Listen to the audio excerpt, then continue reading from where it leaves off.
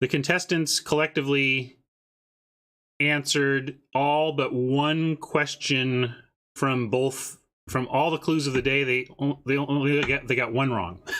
So they answered. It was pretty cool that way. And it basically happened, I think James was the better Jeopardy player than Ken Jennings, even outside of wagering. Obviously, he was the better wagerer, but I think he was just the better trivia guy than Ken Jennings, if you just look at the raw numbers without the wagering.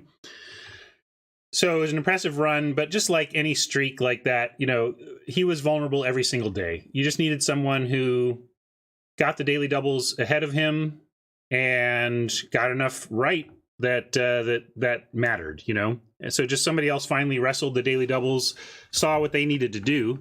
Emma was her name, and she played great. But one of the main reason I bring it up is that I took the lead back in my family household Jeopardy game.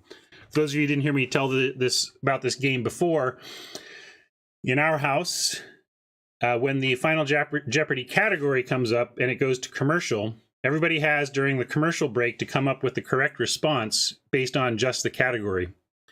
And we don't watch Jeopardy every day or anything. If we watched it every day, the numbers might be higher, but we just do it whenever we happen to catch the show.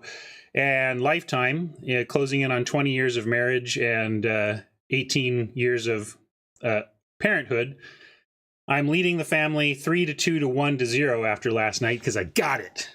And it was a great example of why this game is not a shot in the dark, not a total wild guess fest, because the category was Shakespeare's time. And this is how you play this game, okay? So Shakespeare's time.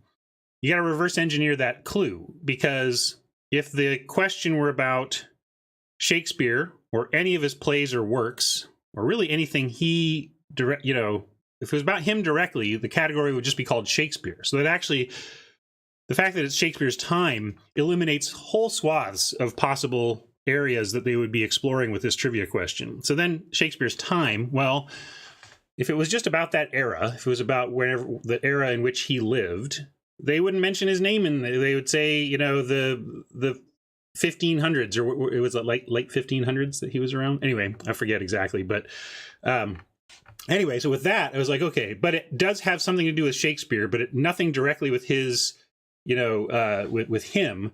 And so I was like, oh, it's probably about one of his contemporaries. And so then I was like, contemporaries of Shakespeare. The only one I could come up with, the only one I even remembered was Marlowe, Kit Marlowe. And that actually made me feel great about the guess, because like, I can only come up with one. That means that's classic Jeopardy. Like it ultimately is the one you think it is, right? Like they don't, it's not the third most popular or the third most recognizable contemporary of Shakespeare's that they would make a question about. It'd be the most. And so anyway, and then Clara guessed something else and I got it right and took the family lead. So suck it, family. I'm leading 3-2 to 1-0. Fun game. Hard game, but fun.